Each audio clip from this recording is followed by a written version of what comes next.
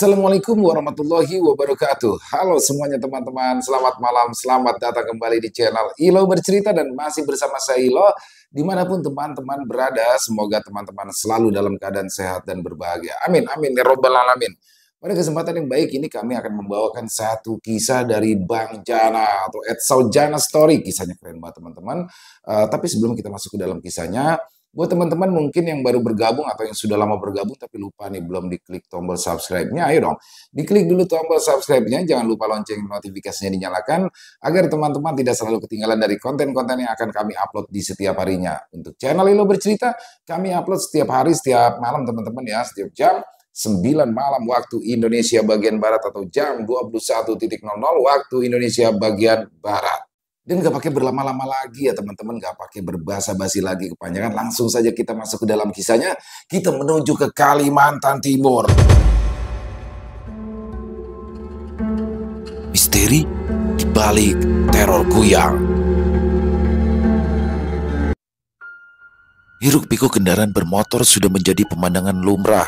Para pengojek daring bahkan sudah berlalu lalang sejak pagi dan duduk santai di depan jalan masuk. Tua, muda, pria dan wanita saling berlalu menaiki kendaraan untuk mencapai tempat tujuan mereka. Warung-warung makan sederhana sudah buka sejak pukul 6 tadi. Denyut jantung perekonomian di area ini bahkan sudah dimulai dari dini hari. Seorang gadis berpakaian rapi dengan kemeja dan celana panjang keluar dari kamar kosnya. Seorang lelaki muda berjaket hijau dengan tenang menunggunya di depan pagar. Dialah Mirna yang tengah ditunggu untuk diantarkan ke kampus Fakultas Ekonomi yang tak jauh dari kos tempatnya tinggal. Area ini adalah tempat berkumpulnya mahasiswa dari banyak daerah. Lokasi yang dekat dengan kampus terbesar membuat area ini dipenuhi dengan kontrakan, kos, warung makan, dan berbagai toko barang serta jasa. Itu pula alasan para pengojek daring berada di area itu. "Kak Mirna ya?" tanya lelaki itu sambil memastikan bahwa gadis yang ada di hadapannya adalah pelanggannya. "Iya mas," jawabnya singkat. Kemudian naik ke boncengan, keduanya berkendara menuju kampus Fakultas Ekonomi yang bahkan jika ditempuh dengan berjalan kaki hanya sekitar 15 menit. Namun karena tak ingin terlambat, banyak dari mereka yang memanfaatkan ojek daring. Toh harganya hanya Rp5.000. Keduanya berkendara pelan menyusuri jalanan, meninggalkan area pemukiman dan sentra mahasiswa. Pohon-pohon besar dengan dahan dan ranting yang mencorok di atas jalanan menyambut mereka. Mirna memang berkuliah di sebuah universitas terbesar di Kalimantan Timur, universitas yang setiap gedung fakultasnya saling terpisah satu sama lain. Area itu ditumbuhi pepohonan besar dan juga hutan-hutan kecil, sehingga dari fakultas satu ke fakultas yang lain harus ditempuh dengan kendaraan bermotor. Terlebih, beberapa fakultas letaknya di area yang lebih tinggi. "Sudah pakai non tunai ya mas?" ucap Mirna ketika mereka sudah tiba di tujuan. "Terima kasih kak," jawab pemuda itu. Mirna kemudian berjalan menuju kelasnya untuk mengikuti kuliah pertama yang akan dimulai 20 menit lagi. Lelah terasa setelah seharian berjibaku dengan mata kuliah yang penuh. Dengan angka dan teori yang panjang lebar, Mirna memutuskan untuk beristirahat sejenak di depan kelasnya sembari menunggu temannya yang sedang ke toilet. Rencananya, ia hendak pulang berjalan kaki bersama. "Sorry ya Mir, tadi habis ganti pembalut dulu," ucapnya. "Udah, pulang," ajak Mirna pada Nita. Mereka berdua berjalan beriringan. Dahan-dahan pohon rindang membuat sengatan matahari tidak menyentuh kulit mereka. Sesekali mahasiswa lain menyapa mereka kala berpapasan. Motor-motor ojek daring yang membawa penumpang melewati mereka. Keduanya berjalan bersama, melewati masjid terbesar di area universitas yang letaknya dekat gapura penanda area kampus. Ketika keduanya sudah melewati masjid, pepohonan yang rindang terbuka. Seketika, sinar matahari yang terik menyapa kulit dan menyilaukan mata. Keduanya mampir ke sebuah warung makan yang berjualan di depan jalan masuk kos mereka. Warung makan sederhana dengan harga murah khusus kalangan mahasiswa. Tading istimewa. Keadaan ramai seperti biasanya. Mahasiswa yang baru saja selesai dengan perkuliahan mengantre berebut giliran dengan ojek daring yang membeli untuk para pelanggan. Tak ada yang aneh. Semua terasa begitu normal, hanya saja kita tak pernah tahu apa yang disembunyikan setiap orang dan rahasia apa yang tengah mereka simpan. Waktu terasa begitu cepat berlalu. Nita dan Mirna kini dihadapkan dengan salah satu agenda acara kampus berupa bazar dan pasar seni. Keduanya terlihat lebih sibuk dari biasanya, lebih sering berada di kampus meski sudah lewat waktu kegiatan perkuliahan. Mereka bahkan sering pulang di sore hari dan kembali selepas senja untuk rapat. Mir, temen kamar mandi yuk, ajak Nita pada Mirna yang sedang mencatat sesuatu. Bentar, dikit lagi. Jawabnya sambil terus menulis agar catatannya cepat selesai. Seringkali ia melewatkan sesuatu kalau meninggalkan catatannya di tengah proses. Waktu sudah menunjukkan pukul 9 malam. Kampus sudah terasa begitu sepi, meski masih banyak yang berlalu lalang. Keduanya jalan ke bagian belakang gedung yang berbatasan dengan rindang pepohonan besar yang seringkali ketika siang dijadikan tempat untuk duduk-duduk lesehan di atas rerumputan hijau. Kamar mandi itu berdiri terpisah tepat di bawah sebuah bukit yang di atasnya adalah jalan menuju gedung fakultas lain. Di dekat kamar mandi itu terdapat bak sampah yang berukuran sedang. Mirna dan Nita masuk ke kamar mandi wanita yang di dalamnya terdapat beberapa bilik. Keduanya menunaikan urusan masing-masing tanpa ada kata yang terucap, digantikan dengan suara air dari bilik masing-masing. Keduanya sempat diam bersamaan kala mendengar suara dari bagian luar kamar mandi. Namun keduanya kembali dengan urusan masing-masing. Brak! Keduanya terkesiap dan keluar dari bilik kamar mandi masing-masing. Keduanya bertatapan, kemudian keluar sambil berjalan berimpitan karena takut. Mirna dan Nita mengendap sambil berjingkat mendekati sumber suara. Namun mereka justru menemukan sesuatu yang tak terduga. Mir, apa itu? Nita menggenggam erat lengan Mirna sambil menunjuk ke arah bak sampah plastik yang sudah terjatuh, isinya berantakan. Kada tahu, kok kayak rambut? Jawabnya sambil menatap heran dalam ragu. Keduanya masih berusaha mendekat sambil ragu. Kaki mereka berjinjit dan berjingkat merapat ke dinding di hadapan mereka. Bak sampah yang isinya berhamburan itu justru terlihat bergerak-gerak seperti ada binatang yang tengah mengorek-orek isinya. Satu hal yang membuat mereka semakin dilanda takut adalah layan benda hitam yang menjuntai keluar dari bak sampah. Helaian benda hitam serupa rambut yang bergerak-gerak seirama dengan gerakan bak sampah. Di bawah lay-lay itu ada sesuatu yang berkedip menyala redup. Keduanya tak bisa bergerak dan hanya bisa terus menatap. Keringat mengucur deras dari dahi mereka. Mirna dan Nita saling memegang lengan sembari berusaha saling menenangkan tanpa saling mengucap "Ah!" Teriakan terdengar dari keduanya, terdengar nyaring kalau mereka menyadari apa yang tengah bergerak-gerak di depan mereka. Mendengar teriakan mereka, sesuatu yang tengah berada di bak sampah itu bergerak keluar dan menampakkan wujud aslinya. Mirna dan Nita semakin terbelalak ketakutan saat sebuah kepala dengan rambut panjang menatap mereka. Sekitar mulutnya berwarna merah dan menunjukkan seringai mengerikan, lantas terbang cepat meninggalkan kedua gadis itu di sana. Kenapa? Kenapa? Beberapa orang pemuda yang merupakan kawan keduanya pun datang menghampiri. Kuyang, jawab Mirna terbatas sambil menunjuk ke arah dahan pepohonan yang bergerak tertiup angin. Para pemuda itu menoleh cepat dan mendapati ranting dan dedaunan yang bergerak dalam gelap. Tak ada sesuatu yang disebut oleh Mirna. Ya sudah, ayo kita ke dalam, ajak pemuda itu. Kemudian mereka berjalan beriringan menuju kelas. Namun salah satu dari mereka berhenti tepat di sebelah bak sampah yang berserakan dan menyorotkan lampu ponselnya. Di dalam sana banyak bekas sampah dan benda yang tak terpakai. Namun ada satu benda yang menarik perhatiannya. Benda putih dengan noda merah yang berbau anyir, pembalut wanita. Kejadian beberapa hari yang lalu itu masih terus terngiang di kepala Mirna dan Nita.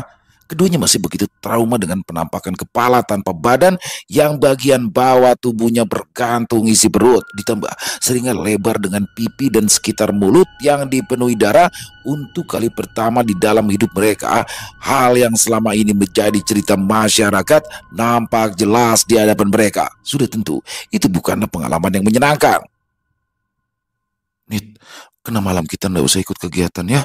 Masih takut, ucap Mirna yang masih merapikan barang bawaannya lalu memasukkannya ke tas. Iya, mana masih terus kebayang gimana senyumnya waktu itu. Sampai semalam masih suka susah tidur gara-gara itu. Tambah Nita yang memang terus terbayang betapa mengerikannya wajahku yang itu. Lagi pula aku juga mau jalan sama cowokku malam ini. Tambahnya lagi, ya benar, Mirna saat ini memang belum punya pacar. Berbeda dengan Nita yang sudah menjalin hubungan dengan kekasihnya setahun belakangan. Meski keduanya dekat, namun tak banyak hal pribadi yang diungkapkan. Keduanya masih tetap saling menjaga privasi masing-masing dan hanya menanggapi jika diminta pendapat. Kebanyakan hal pribadi yang mereka bahas hanyalah keluarga dan asmara yang ranahnya masih di batas permukaan.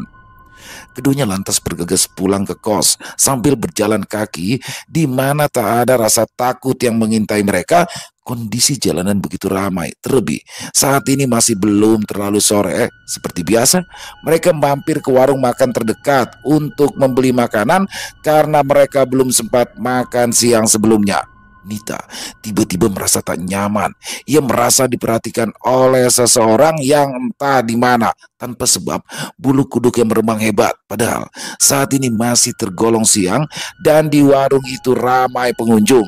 Nita menggenggam lengan Mirna yang tengah berdiri di sampingnya sembari menunggu pesanan mereka selesai dibuat sejenak. Mirna merasa kebingungan karena lengannya tiba-tiba dicengkram dengan kuat.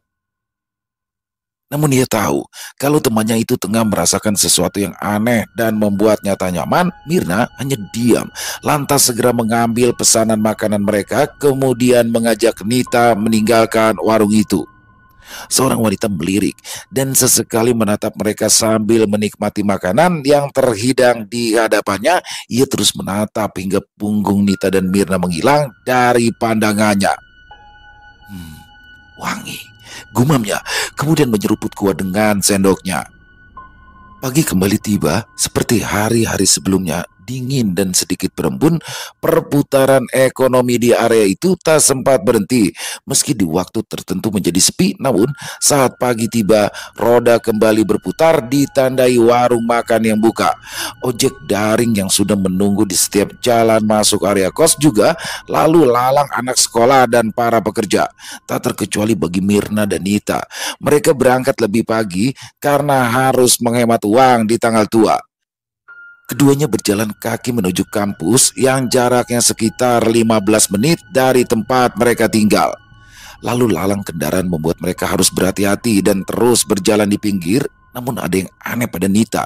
Dia yang biasanya mengenakan kaos lengan pendek dipadukan dengan kemeja flanel yang lengannya dilipat, justru mengancingkan ujung kain itu hingga pergelangan tangan.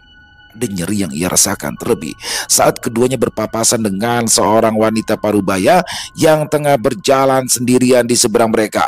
Kembali, Nita menggenggam lengan Mirna yang berjalan di depannya. Ia merapatkan tubuhnya kala bulu halus di belakang lehernya kembali meremang hebat. Nita menoleh sejenak. Ia bisa melihat wanita parubaya itu menghentikan langkahnya dan menatapnya dengan aneh. Ia terus menatap sampai keduanya menghilang di persimpangan. Kenapa sih? Kok tiba-tiba pegangan kenceng?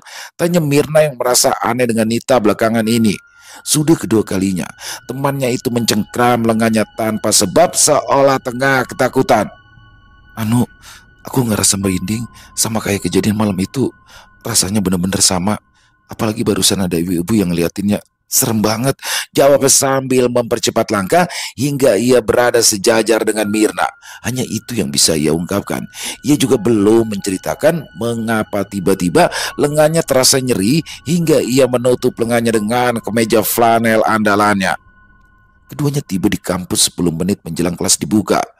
Perbincangan saat itu seketika berhenti karena keduanya disibukkan dengan urusan masing-masing, terlebih kawan-kawan mereka mengajak berinteraksi sehingga mereka tak mungkin melanjutkan obrolan. Malam tiba, semua terasa lebih cepat dari biasanya, normal bagi Mirna, namun tidak bagi Nita.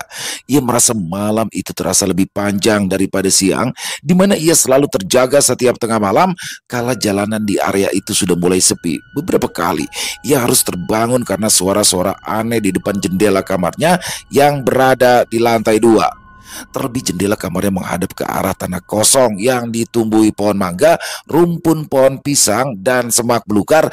Terasa dingin dan rindang di kala siang, namun sangat menyeramkan di kala malam.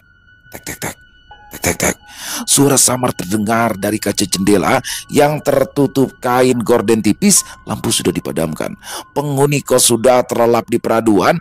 Bunyi dengan tempo tetap terus terdengar hingga akhirnya membangunkan Nita dari mimpi indah dan tidurnya yang tenang.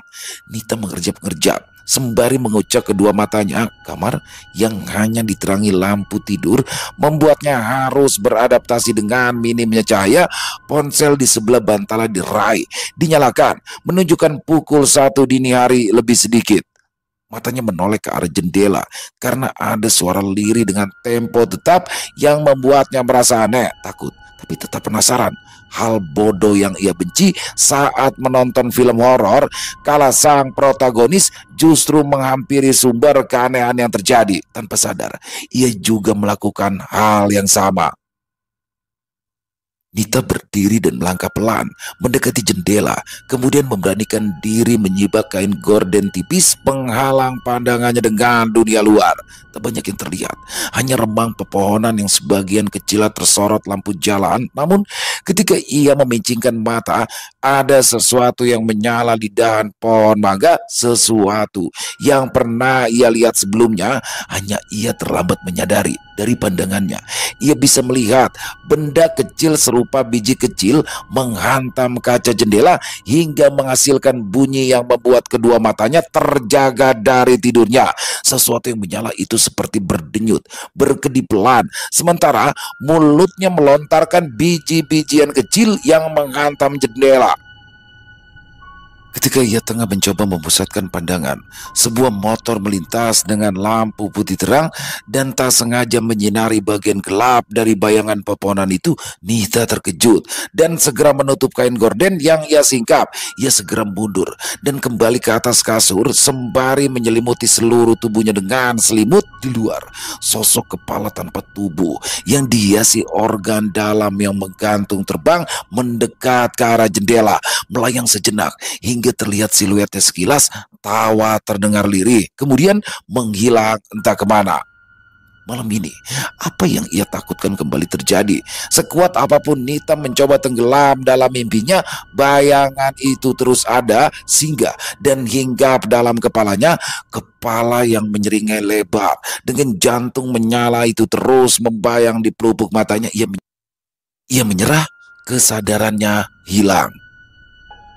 Suara dari pengeras masjid terdengar memecah keheningan. Tarhim dilantunkan pertanda saat subuh akan segera tiba. Nita terbangun dengan degup jantung yang memburu.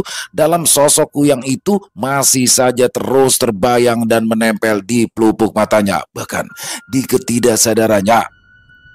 Aduh, Nita mengaduk kala atas sikunya terasa nyeri. Ia tidak terantuk apapun, namun rasanya begitu nyeri, ia bangun dan menyalakan lampu. Nita terkejut saat mendapati ada memar kebiruan di atas sikunya, memar yang sama dengan apa yang sudah ada di lengannya, memar yang dipercaya sebagai pertanda bahwa kuyang sudah menghisap darahnya dari kejauhan. Setidaknya itulah yang sering diucapkan oleh orang-orang tua. Nita kembali merebahkan tubuhnya. Rasa nyeri itu masih terasa, namun apa yang kini ia rasakan justru lebih sakit dari sebelumnya. Ada rasa bingung yang hinggap di benaknya. Tentunya sudah terlintas pertanyaan perihal sebab ia belakangan sering diganggu oleh kuyang. Ia juga merasa sering diperhatikan dan diintai kala pagi dan siang saat pulang kuliah.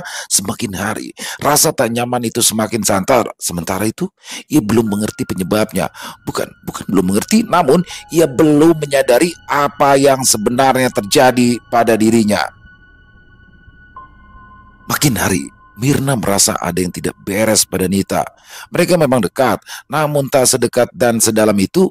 Beberapa malam terakhir, ia sering terbangun di tengah malam karena suara-suara aneh di bagian luar kamarnya yang berada di lantai 2, tepat bersebelahan dengan kamar Nita yang berada di lantai yang sama. Semakin hari, Nita pun terlihat semakin aneh karena tak seceria sebelumnya, sama sekali berbeda dengan hari-hari biasanya. Terang kembali tergelincir, gelap menyapa dengan dingin. Kota yang baru selesai diguyur hujan membuat suasana semakin sendu dan dingin. Tak banyak orang yang melintas. Ditambah embun tak mengapa turun lebih cepat dari biasanya, jalanan menjadi terlalu sepi. Tak banyak orang yang melintas. Cuaca yang sendu dan dingin membuat kebanyakan orang memilih untuk tetap berada di rumah. Namun, tak semua orang merasa sepi adalah hambatan, tapi ada juga yang menganggap jika itu adalah kesempatan. Di sebuah rumah, seorang wanita parubaya tengah berdiri di belakang pintu kamarnya. Rumahnya yang berada di pinggiran kota dan dekat area rimbun hutan yang nantinya akan dirambah perusahaan tambang dan perumahan dalam keadaan gelap. Semua lampu sudah lama dipadamkan, seolah menandakan bahwa tak ada seorang pun di rumah itu. Namun, satu lampu remang dibiarkan menyala dalam sebuah kamar tempat ia sedang berada. Wanita yang kesehariannya mengenakan pakaian tertutup hingga kepala itu kali ini hanya mengenakan daster tidur. Mulutnya bergerak cepat, merapal sesuatu yang tak terdengar hingga beberapa saat kemudian bola matanya membalik.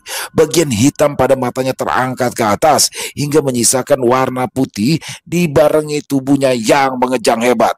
Garis samar kehitaman yang berada di lehernya memerah, merenggang hingga terlihat potongan luka yang menganga. Dialah sosok yang selama ini menghantui dan meneror Nita. Ia pula yang sering memperhatikan gerak-gerik Nita kala pagi dan menunggunya membeli makan di warung dekat kos. Perlahan, kepala wanita itu melepaskan diri dari tubuhnya. Luka lehernya yang menganga perlahan bergerak menggembung hingga isi perutnya perlahan melewati rongga lehernya. Wanita parubaya yang berwajah cantik itu tiba-tiba saja berubah rupa. Wajah yang rupawan dan mulus berubah menjadi penuh kerutan dengan seringai mengerikan. Kepala itu bergetar, kemudian bergerak melayang dan terbang melewati celah plafon yang dibiarkan terbuka. Jantung yang berdenyut itu menyala merah. Seirama dengan gerakan denyutnya, kepala tanpa tubuh itu terbang melayang tinggi agar tak terdeteksi oleh warga sekitar dan para pengendara di jalan yang ia lewati. Jarak rumah dan tujuannya memang lumayan jauh hingga ia harus benar-benar berhati-hati. Belum tengah malam, namun kondisi kota terlalu sepi. Suasana yang mendukung membuat jalanan hanya dilewati para pengojek daring yang berlalu lalang mengantarkan pesanan makanan. Angin berhembus melewati rambut yang terus tersibak, menampakkan gelantung organ penting dalam tubuh. Beruntung tak ada yang menyadari keberadaannya hingga ia mendekat area dekat kampus dan kos para mahasiswa. Kepala itu terbang rendah dan mengendap di pepohonan rindang, mengamati dari jauh dan menghirup aroma yang menjadi santapan utamanya, darah. Mata yang tadinya putih kini kembali memiliki pupil. Ia menatap bak sampah yang berdiri di bagian belakang rumah kos tak jauh dari tempat Mirna dan Nita tinggal. Kepala melayang itu mendekat, terbang rendah sembari membasahi bibir dengan lidahnya. Satu yang jadi target santapannya, darah yang tak dibersihkan dan menempel di pembalut wanita. Ia menggigit plastik kresek hitam hingga robek. Benda putih dengan bercak merah terlihat dan ia tarik hingga keluar dengan lahap. Lidahnya terjulur, bibir menempel dan menghisap hingga noda cairan kotor itu kering tak bersisa. Dahaganya sedikit terobati, namun ia masih punya satu target yang bisa terus ia nikmati, seorang wanita muda yang sampai saat ini belum sadar tentang keadaan tubuhnya. Ia kembali terbang rendah, meninggalkan sisa pembalut yang sudah habis ia hisap. Sesekali ia berhenti di satu dahan pohon ketika ada orang yang lewat, kemudian kembali terbang rendah menuju tanah kosong di sebelah kos Nita dan Mirna. Ia mengendap diam, menatap nyalang sambil mengunyah biji-biji dari buah yang tadi sempat ia temukan. Namun kali ini ia tak tahu kalau ada orang lain yang menyadari keberadaannya.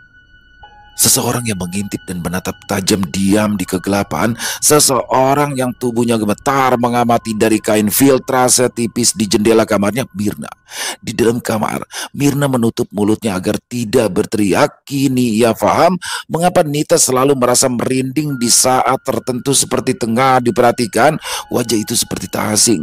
Mirna menggali ingatannya dalam rasa takut. Susah payah ia berusaha hingga akhirnya ia menyadari bahwa sudah pernah melihat apa wajah yang sama. Ia sadar wajah itu sama dengan wanita yang waktu itu memandang mereka saat pergi. Wanita parubaya dengan pakaian tertutup yang menatap mereka lekat saat berangkat ke kampus. Mirna mundur. Ia memutuskan untuk keluar dan menuju kamar Nita. Tok tok tok. Tok tok tok. Nita. Mirna mengetuk pintu dengan tempo cepat hingga koridor itu terdengar riuh. Pintu terbuka, menampakkan Nita dengan keadaan berantakan dan terus bergidik. Kali ini Mirna paham mengapa belakangan ini Nita terus menutupi tubuhnya. Ia menarik Nita keluar dan mengajak ke kamarnya. Ia tak mau sendirian dan tak mau membiarkan Nita sendirian dalam ketakutan. Sebagai orang Kalimantan, mereka tentu sudah pernah diceritakan oleh orang tua bahwasanya tanda biru lebam adalah pertanda dari kuyang. Awalnya mereka mengira jika itu hanyalah cerita-cerita dari para orang tua, namun dengan keadaan Nita yang seperti ini bisa jadi semua cerita itu benar adanya. Kenapa Ikamda bilang kalau ada memar? Tanya Mirna sambil berbisik pada Nita yang masih bergidik. Kukira memang terbentur sesuatu pas tidur, makanya aku diam saja, jawab dengan bibir bergetar. Keduanya berada di ruangan yang sama, diselimuti rasa takut. Bulu kuduk mereka terus meremang. Telinga mereka terasa ramai oleh lirik suara yang tak mereka mengerti di luar. Mantra terus dirapal. Tatap nyalang seperti memandang menembus dinding tebal yang membatasi mereka. Kepala itu bergerak mendekat, perlahan dan melewati jendela untuk menampakkan kehadirannya. Kepala itu tahu orang yang ia cari tak berada di kamarnya. Perlahan ia bergeser, melayang tepat di jendela kamar Mirna yang ditutupi kain filtrase dan gorden berwarna biru. Sosok itu sejenak menunggu, berharap siluetnya bisa terlihat oleh korban yang ia incar. Ketika ia mendekat, seseorang berteriak lantang, "Kuyang!" Seorang pengojek daring yang kebetulan lewat memergoki kepala yang tengah melayang di depan jendela. Teriakan itu lantas menjadi pemicu orang-orang sekitar yang belum terlelap langsung berhamburan keluar dari hunian masing-masing. Seketika, tempat itu ramai mendengar teriakan dan banyak orang yang berlari ke arahnya. Kepala itu terbang semakin tinggi dan melayang hilang. Malam ini, Mirna dan Nita selamat. Berita perihal kuyang yang berkeliaran di area itu pun menjadi buah bibir. Kabar itu menyebar bagai kentut. Hampir setiap pengojek online yang sering mangkal di area itu tahu, juga para tetangga dan mereka yang memiliki warung. Seketika, tempat itu ramai dengan pembicaraan dengan tema yang sama. Bahkan, sebagian kecil dari orang-orang yang tinggal di lingkungan itu menjadi terlalu waspada dan cenderung mencurigai orang-orang tak dikenal yang lewat di area itu. Bahkan sebagian kecil dari orang-orang yang tinggal di lingkungan itu menjadi terlalu waspada dan cenderung mencurigai orang-orang tak dikenal yang lewat di area itu di waktu-waktu tertentu. Mir, aku balik ke rumah aja lah dulu, ucap Nita yang sepertinya butuh bantuan dari keluarganya. Ia tidak mungkin terus berada di lokasi yang sama sementara sesosokku yang tengah mengintainya. Sudah, cari bantuan aja dulu. Jangan lama-lama, sebentar lagi acara fakultas kita akan dimulai, jawabnya sambil membantu Nita yang sedang membereskan beberapa pakaian untuk pada akhirnya dibawa pulang ke kota asalnya yang berjarak 150 km. Iya, tenang aja, jangan lupa Kamu juga cari barang-barang buat jaga diri ya. Ucapnya lagi agar Mirna tak ikut diincar oleh sosok Kuyang. Mereka berdua berpikir bahwa Kuyang itu berkeliaran karena bisa mendapatkan darah sisa head yang tak dibersihkan dengan gampang. Terlebih, di area itu ada ribuan mahasiswi yang berasal dari luar kota, tak sedikit dari mereka yang serampangan dan tak bisa menjaga kebersihan benda bekas pakai. Pemikiran mereka benar. Pada awalnya memang itulah tujuan sang Kuyang, namun kini Kuyang itu punya alasan lain, sesuatu yang tidak disadari keduanya. Mirna berkuliah seperti biasanya, juga untuk menyampaikan ketidakhadiran Nita yang tiba-tiba. Selain itu, setelah ini ia ingin meminta salah satu teman sekelasnya untuk mengantarkannya ke toko pusat oleh-oleh yang cukup terkenal di kota. Bukan karena ia ingin membeli souvenir, tapi di tempat itu dijual barang-barang khas Kalimantan yang ia harap bisa membantunya. Apalagi kalau bukan benda berwarna putih gading dengan corak hitam bulu landak. Warga kos yang biasanya ramai selepas senja mendadak sepi. Beberapa orang berkumpul di satu kamar. Banyak dari mereka memutuskan untuk tidur bersama di kamar bergantian.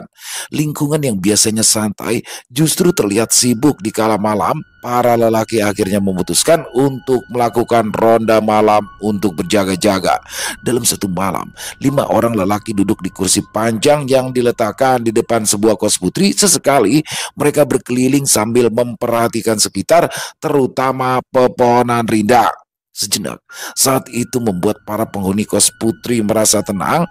Mirna meringkuk di dalam selimut ditemani beberapa benda tajam yang diletakkan di bawah bantalnya. Silet, bulu landak, gunting kecil disimpan di dalam sebuah kain. Juga sebuah buku Yasin yang diletakkan di sebelah bantalnya agar mudah ia baca. Lampu kamar tak lagi dimatikan, dibiarkan menyala agar tetap merasa terang dan tenang. Namun akan selalu ada celah bagi mereka yang ingin berbuat jahat. 3 hari berlalu, Nita belum juga kembali karena dianggapnya belum sepenuhnya sehat. Melihat keadaan yang relatif aman dan kondusif, penjagaan pun mulai kendur. Ketika sebelumnya penjagaan dimulai pukul 10 hingga menjelang subuh, kini hanya sampai pukul 2 dini hari. Ini merupakan celah untuk seseorang kembali berkeliaran dalam bentuk kepala tanpa tubuh. Malam kembali sepi, semakin sendu dan dingin karena hujan yang mengguyur selepas senja dan menyisakan rintik gerimis hingga tengah malam. Cahaya merah berkedip pelan di ketinggian malam. Rambutnya yang panjang dibasahi rintik air. Sosok itu berkeliling dari satu ruas jalan ke jalan lain yang dipenuhi kos putri. Namun dari apa yang sudah terjadi, tak ada lagi pembalut kotor yang dibuang di tempat sampah tanpa dibersihkan. Teror Kuyang itu seketika membuat tatanan di area itu berubah drastis, membuat Kuyang itu akhirnya memutuskan untuk tak lagi beroperasi di area itu. Sama siapa? Tanya seorang wanita berusia hampir 50 tahunan kepada anak gadisnya. Sama sama pacarku, jawabnya takut. Dialah Nita yang sampai beberapa hari belakangan belum juga kembali ke kosnya. Pantas saja kamu sampai diincar Kuyang di sana, sampai didatangi segala. Kamu aja hamil seperti ini, ucapnya dengan nada kecewa. Pada akhirnya Nita sadar, alasan ia terus mendapatkan teror itu adalah ia dalam keadaan hamil muda dan tidak sadar. Ia hanya tahu bahwa beberapa waktu belakangan ini ia belum mendapatkan tamu bulanan. Mau tak mau, Nita harus memutuskan untuk menikah atau justru menggugurkan kandungannya yang masih muda. Satu fragmen yang hilang sudah ditemukan, menyisakan tanggung jawab lain dan proses penyembuhan. Bagaimanapun, ia sudah sempat diincar dan dihisap meski tidak secara langsung. Kondisi kesehatan Nita yang sedang dalam keadaan hamil dan stres menjadi beban baru baginya. Tubuhnya lemah, ditambah stres dan tekanan keluarga yang masih marah dan kecewa padanya. Mama kadang mau tahu, mending digugurkan, mumpung belum terlalu besar, ucap ibunya. Tapi mak, sangganya, namun tak sempat terucap karena ibunya segera memotong.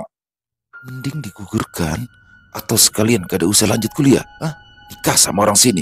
Nita merasa petir seolah menyambar di sebelah telinganya.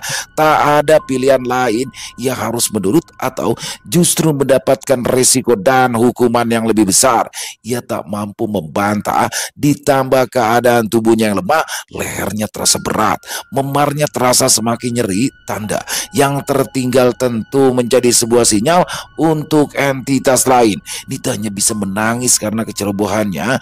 Ia tak menghitung siklus bulanan dan terlalu terlena dengan hubungannya yang sedang membara. Resiko yang sudah seharusnya ia sadari sejak awal justru ia lewatkan. Janin itu kini tumbuh. Meski masih berbentuk gumpalan, kini ia harus merelakan itu. Dan sudah pasti dilarang untuk kembali berhubungan dengan kekasihnya. Dunianya seakan runtuh, namun hidup harus terus berjalan. Tiga orang tiba di sebuah bangunan setelah berkendara 1 jam dengan mobil. Mereka berdiri dan menatap nanar sebuah plang bertuliskan Bidan Endang. Apa yang ditakutkan oleh Nita akhirnya harus ia hadapi. Ia akan menjalani proses aborsi atas permintaan dan paksaan kedua orang tuanya. Nafasnya dihembus pelan, langkahnya terasa gontai memasuki ambang pintu bangunan berwarna putih itu. Dengan ragu, ia memantapkan niat dan mengumpulkan keberaniannya yang berceceran. Permisi, kami mau bertemu dengan Bidan Endang, ucap Ibu Nita pada seorang perawat muda yang sedang berjaga. Mereka dipersilakan memasuki pintu nomor 3. Tak berjalan lama, Nita, ibunya dan Bidan Endang keluar dari ruangan, kemudian kembali masuk ke ruangan lain dengan ditemani oleh seorang perawat. Sementara itu, Ibunda Nita diminta untuk menunggu di ruang tunggu bagian depan dengan ayah Nita. Rasa cemas menyelimuti keduanya. Tak banyak kata yang bisa diucapkan. Pasangan suami istri parubaya itu saling menggenggam tangan dan berharap keputusan mereka adalah jalan yang terbaik. Tak lupa mereka meminta ampun kepada Tuhan karena dengan terpaksa harus membunuh janin yang merupakan calon cucu pertama mereka. Keduanya merasa cemas. Nama keluarga harus diselamatkan, juga masa depan putrinya yang masih terlalu panjang. Belum lagi mereka juga harus melakukan pengobatan alternatif untuk menghilangkan sisa-sisa gangguan dan juga tanda dari kuyang. Kurang dari 2 jam, Bidan Endang ditemani seorang perawat keluar dari dalam ruangan. Sudah selesai, Bu, Pak? Terima kasih. Bagaimana janin dan anak kami? Tanya Ibu Nita yang masih cemas. Janinnya nanti bisa dibawa untuk kemudian dikuburkan sesuai kepercayaan. Anak ibu stabil dan harus beristirahat sebentar. Setelahnya bisa dibawa pulang untuk pemulihan. Jelasnya sambil menatap lekat, membuat Ibunda Nita blingsatan karena tak nyaman. Nita terbaring. Di sekitarnya ada seorang wanita dengan kerudung ditemani ayah dan ibunya. Air putih, bunga ketan beserta telur rebus diletakkan di beberapa piring. Bacaan dilafalkan dalam bisik. Air putih dituang dalam mangkuk dengan taburan bunga 7 rupa dicampurkan garam kasar. Tubuh Nita diseka. Bagian-bagian yang memar dipalur dan diusap pelan dengan harapan bisa mengurangi efek yang sudah terjadi. Sudah, istirahat dulu, ucap wanita itu kemudian keluar meninggalkan ruangan sambil membawa piring-piring berisi telur rebus dan juga ketan. Bu, Pak, ini jangan dimakan. Biarkan di pojok halaman. Besok baru dibuang. Anggap ini sebagai penggantinya, ucapnya sambil menyesap teh yang tak lagi panas sudah menghangat.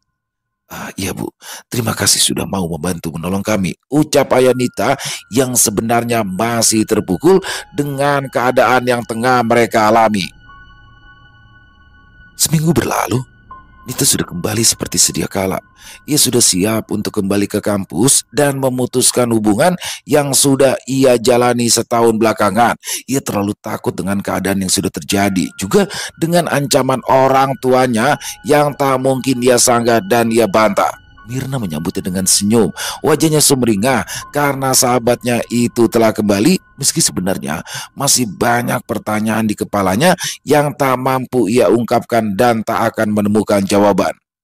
Hidup keduanya berjalan normal. Nita sudah merelakan kisah cintanya, sementara Mirna masih terus membawa semua benda tajam di dalam sebuah dompet kecil yang selalu dibawa kemanapun. Namun, keadaan yang sebenarnya tak sebaik yang mereka sangka. Bahaya masih bisa mengancam kapan saja kala mereka lengah. Saat ini, target telah berubah. Bukan mereka, bukan pula lingkungan tempat mereka menetap. Di malam yang lain, kepala tanpa tubuh yang membawa organ dalam yang berdenyut masih saja terbang melayang berkeliling area pemukiman yang dipadati mahasiswa luar kota, mengorek bak sampah demi menemukan darah-darah yang tak sempat dibersihkan oleh mereka yang tidak waspada. Dalam gelap, ia masih bisa menatap di balik rimbun dedaunan dan ranting yang tinggi. Selesai. Wow, luar biasa kisah dari Bang Jana, kisah dari tanah Kalimantan ini ya. Tapi memang biasanya kan kalau biasanya kita dari Kalimantan itu dari pedesaan ya. Tapi ini di kota, bagaimana kehidupan di kampus ya, di dekat kampus, kos dekat kampus. Kehidupan tentang Mirna dan juga Nita, dua sahabat, dua mahasiswi yang sedang berkuliah di salah satu kampus yang ada di Kalimantan Timur, mendapatkan teror dari sosok kepala tanpa tubuh, yaitu sosok Kuyang. Jadi apa namanya nih, kalau saya lihat sepertinya akan ada kelanjutan nih dari kisah ini nih, nanti akan kita mudah-mudahan nggak lama ya. Dan di sini bagaimana ternyata Nita, plot twistnya adalah kenapa sih Nita diincar? Ternyata dia sedang hamil muda teman-teman, tanpa dia sadari. Jadi dia nggak sadar juga tuh kalau dia sedang dalam kondisi hamil. Dan sebenarnya sih udah agak curiga ya dari awal, karena setahu saya memang Kuyang itu mengincar darah dari wanita yang sedang hamil muda. Kalau yang jijik banget ya, kayak dia kesehariannya itu kayak cemilannya dia kali ya ketika dia menghisap darah dari pembalut itu. Tapi memang kalau yang ditujunya memang adalah darah wanita yang sedang hamil muda. Dan saya juga baru tahu nih bahwa salah satu tanda bahwa ditandai oleh Kuyang itu adalah dengan memar biru yang rasanya sakit. Jadi ternyata Kuyang juga bisa menghisap darah dari jarak jauh gitu ya, nggak harus langsung gitu, dari jarak jauh juga bisa, serem banget ya. Dan di sini akhirnya apakah Nita nanti terlepas sesungguhnya? Tapi di sini udah dilepas ya, Nita dan Mirna udah terlepas. Kalau Mirna hanya merasakan ininya aja ya, dia merasakan bahwa ini kayaknya ada sesuatu yang berbeda nih sama Nita nih. Sesungguhnya memang Nita lah yang dikejar. Tapi di sini saya sangat menyesalkan sikap daripada orang tua Nita. Bagaimana mereka mengambil keputusan untuk menggugurkan janin yang ada di dalam kandungan Nita hanya karena malu. Di sini saya sangat menyesalkan itu. Dan ya semoga mereka dibukakan pintu hatinya dan semoga bertobat ya. Untuk Nitanya sendiri juga alhamdulillah di situ nggak dipres ya, dia bisa melanjutkan hidupnya, melanjutkan kuliahnya, karena biasanya anak-anak yang sedang seperti itu tuh akan kena mentalnya tuh. Tapi di sini Nita enggak ya. Luar biasa sekali kisahnya Bang Jana. Ditunggu lagi Bang Jana ya kisah luar biasanya. Dan saya pasti penasaran nih Bang Jana nih, sosok Kuyangnya, karena belum ketahuan siapa nih, hanya ketahuan bahwa dia adalah sosok perempuan parubaya yang sering ketemu di tempat makan. Jangan lama-lama Bang Jana, mudah-mudahan ada kelanjutan dan mudah-mudahan ada ya teman-teman ya. Dan semoga teman-teman para pecinta penikmat horor terhibur dengan kisah barusan, terutama para subscriber dari channel Ilo Bercerita. Buat yang punya komentar lain silahkan bisa menuliskan di dalam kolom komentar ataupun hanya sekedar saling menyapa. Insya Allah kami akan menjawabnya satu persatu. Dan buat teman-teman yang belum subscribe, ayo dong diklik tombol subscribe. Jangan lupa lonceng notifikasinya dinyalakan agar teman-teman selalu mendapatkan notifikasi dari konten-konten yang akan kami upload di setiap harinya. Dan buat teman-teman yang suka dengan video ini bisa diklik tombol like-nya ya, tombol jempolnya, boleh juga dong share link videonya ini ke teman-temannya yang lain agar juga ikut merasa terhibur. Oh ya, buat yang punya cerita horor ya, horor misteri yang diangkat dari kisah nyata yang berdasarkan pengalaman pribadi. Nah, pengalaman pribadi di sini bisa pengalaman diri sendiri, lingkungan sekitar juga boleh, atau dari keluarga. Silakan apabila mungkin berkenan dibawakan di channel kami, bisa mengirimkannya ke nomor telepon kami yang ada di sini, dan bebas dalam bentuk tulisan boleh, dalam bentuk rekaman suara boleh, senyamannya teman-teman aja pokoknya. Buat teman-teman yang sudah mengirimkan kisah, kami ucapkan terima kasih. Dan buat teman-teman yang sudah mengirimkan kisah tapi belum sempat dibawakan, harap bersabar ya, karena harus melalui proses penggarapan terlebih dahulu. Dan di akhir kata, saya Ilo mengucapkan permohonan maaf apabila mungkin dalam pembawaan kisahnya ada kata-kata saya yang salah ataupun ada kata-kata saya mungkin yang kurang berkenan. Saya mohon dibukakan pintu maaf yang seluas-luasnya. Sampai berjumpa lagi di konten-konten kami selanjutnya yang pasti tidak kalah serunya, yang pasti tidak kalah horornya. Masih bersama saya Ilo di channel Ilo Bercerita. Salam sehat, sukses, bahagia selalu untuk kita semua. Wassalamualaikum warahmatullahi wabarakatuh. Pendek nih videonya.